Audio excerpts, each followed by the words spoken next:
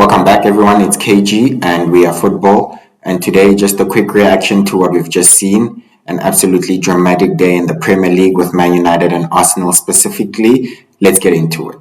So, Arsenal just drew to Fulham 2-2, and Man United completed a comeback against Forrest 3-2 to win that game.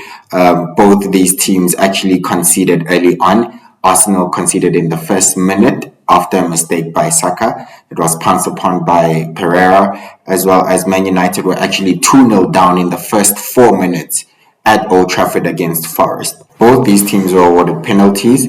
I'm not too fussy about those. I think those were the correct decisions by the refs, so there's no problem with that one. But in the Man United game, there was a controversial decision in relation to the red card that Forrest received.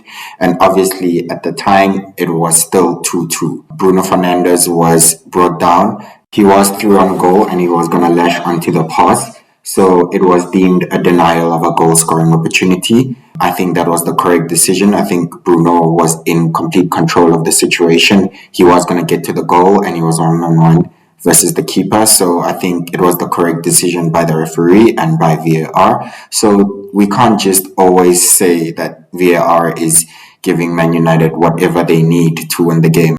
They've already benefited this season in the first game at Old Trafford again from a poor refereeing decision. But in this case, it was okay. I think I have no issue with that. It was a red card and obviously it changed the game because Bruno stepped up and scored the winning penalty. So with that being said, I think there's nothing much on Man United. They were just poor again, especially in defense. But they got the win as they tend to do when they play against a smaller team or so-called smaller team. But yeah, points secure in the bag for Man United. However, onto Arsenal, I have a little bit more of a problem. While Saka was through on goal on the penalty box, there was a great challenge by the defender, and he actually held his hand down and pulled him down. The defender stayed down, and 2 seconds later, Arsenal got back to the ball. Saka specifically got involved in the play, and then Arsenal scored. The problem is that the defender remained down. The ball wasn't kicked out, so there was not necessarily any fair play from Arsenal. They're not obligated to kick the ball out of play, obviously, and the referee is not forced to stop the play unless it's a head injury. It wasn't in this case. However, I do believe that was a foul. Clearly, Saka held on to the hand of the defender and he brought him down, and it left him in pain and it left him hurt. So Arsenal capitalized out of that situation. I mean, Arsenal, yes, they're serious. They have goals this season. They want to win the league again. Not again, but they want to challenge and try win it this time. But I think the result then fairly represents what happened, because it was a foul and the play should have stopped. The ref should have called it. He didn't. Arsenal went on to score the penalty, which put them ahead. Saka scored and then it was 2-1. However, 10 men Fulham, who equalized also in the final minutes of the game, I think they played brilliantly. I think their defending was outstanding. They deserved the point. However, it just shows that, you can't just sometimes cheat your way through a game. I think it was, in this case, a fair result that Fulham got. So congratulations to Fulham on that.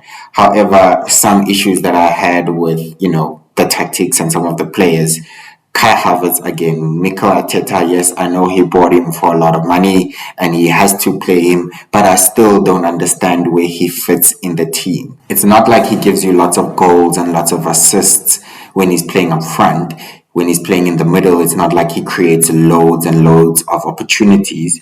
He doesn't also work hard, so he doesn't contribute defensively. And that's the problem with Arteta that I have, because after the first 2 games, we saw what Havertz has done. It wasn't convincing, and yet he still started. I would have rather played Nketiah and maybe put Havertz on the bench for this game. There's a notion that Eddie Nketiah doesn't deliver enough. Yes, he misses opportunities, but at least there's some output.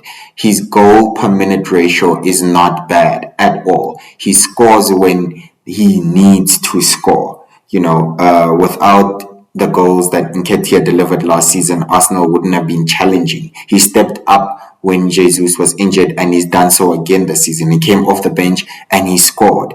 They don't have any better players to play up front. So then why don't you play Nketiah? I don't believe Havertz is a better option than Nketiah. And I think we need to stop. We need to stop slandering him. I don't know if we're expecting him to score 20 goals. Maybe he's not there yet. Maybe he's not that type of striker who's absolutely prolific, but he does give Arsenal something. Fabio Vieira came on in the second half and got 2 assists. He doesn't normally rack up those numbers, but also just shows that there was a better option on the bench than Kai Havertz himself. Now Kai Havertz is on, 003, 4 more games, then we reach the Magic 7. Arteta also benched Gabriel. Gabriel was one of the most consistent players since he was bought. Arsenal have been very dependent on this guy, and all of a sudden this season he's out of favor. I don't know why. I really don't know why. Yes, he's made a few mistakes, but I think most of the time he's reliable, and next to Saliba they can build a great partnership. Why don't you go back to Ben White on right back, because he's more solid? Thomas Partey at right back at the moment, I'm not sure if it's working out, but from a tactical point of view, he gives you I guess a natural feel, because Arteta wants his fullbacks to step in the middle to control the game more, and it's natural for Thomas Partey because he is a CDM.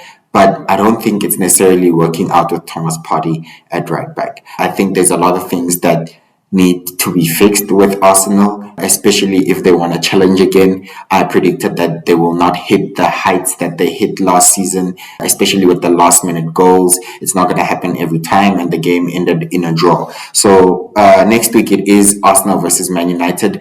This fixture has set us up very, very nicely for that game. Arsenal will look to atone for drop points this season, and Man United have some sort of confidence after the comeback, and we'll see how that game shapes up. I also just want to touch on Chelsea. Last night, Chelsea beat Luton Town 3-0 for their first win of the season. Chelsea were brilliant in that game, although once they scored, they did sit back and, relax a little bit. However, I think Nicholas Jackson finally got his goal, and he was brilliant again. For me, the slander, I'm not taking it. He works hard, he creates chances, he can dribble, and now he's off the mark, and hopefully that does a world to his confidence. And to touch on Raheem Sterling. Raheem the Dream has been absolutely amazing over the past 2 games. He was man of the match against West Ham. He could have had an assist if Enzo didn't miss the penalty, but with 2 goals and an assist in the previous game, he was absolutely amazing. A menace. He was a menace for the defense last season, and hopefully he can continue his form. Tomorrow it's Newcastle-Liverpool. I'll be back with a reaction on that one. It's going to be a brilliant game. Newcastle-Liverpool always delivers. There'll be lots of goals, I think, but it's very exciting. And let's see what happens tomorrow. I'm out. Thank you for tuning in. Bye-bye.